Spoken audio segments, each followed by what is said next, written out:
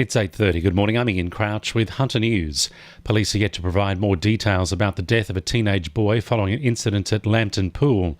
Officers were called to reports a 17-year-old attacked a staff member at the Durham Road Swim Centre just after 5 yesterday afternoon. Members of the public restrained him until police arrived. He was treated by paramedics before being taken to the John Hunter Hospital, where he later died. Police have launched a critical incident investigation. The pool is due to reopen in half an hour. Disruption in the internet marketplace, a growing demand and changing services have massively increased the number of complaints from the Hunter to the Telecommunications Ombudsman. Complaints have skyrocketed by 40% compared to last year. The number of complaints about internet services far outweighed complaints about mobile phone service.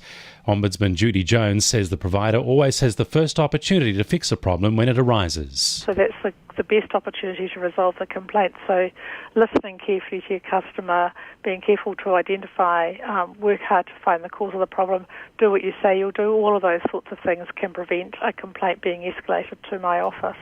The Newcastle and Hunter Valley Pharmacists Association says fraudsters are going to great lengths to obtain highly addictive drugs on fake prescriptions. At least 3 Hunter pharmacies have reported dodgy scripts recently, which are printed on official-looking Department of Health paper. Drugs like Xanax and Endone are much sought after because they attract a high value on the black market.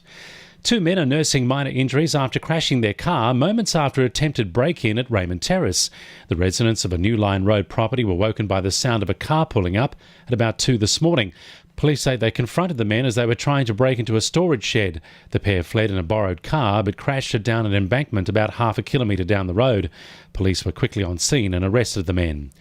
Community housing provider Compass Housing will be taking on the management of an additional 1,700 social housing tenancies in the Hunter. Compass will take over housing in Cessnock, Singleton, Dungog and Muswellbrook, aiming to deliver better services and outcomes for their social housing clients. Managing Director Greg Budworth says Compass aims to help tenants transition out of the social housing sector into private accommodation. The idea is to help break that glass ceiling sometimes that pervades over households that have been in social housing for a long, long time, for several generations. So that's a bit of work to be done there.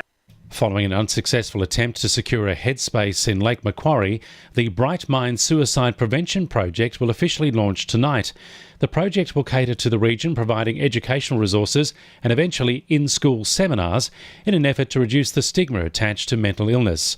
Project coordinator Dale Fogarty says lobbying for a headspace has been valuable in starting a conversation. Around getting the community involved and it being really local to Lake Macquarie and trying to link up services and schools together and get young people chatting about it.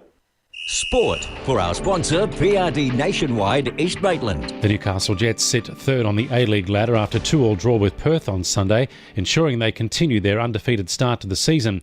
But only 2 games in, coach Ernie Merrick says all the clubs are still working each other out and the side will tighten up further into the season. I mean, we conceded 2 goals. I would say that's more from our midfield than it is from our back line. And Sydney and Victory both conceded 2 goals each. So once you start learning how to play with each other, that transition from attack to defence becomes more slick.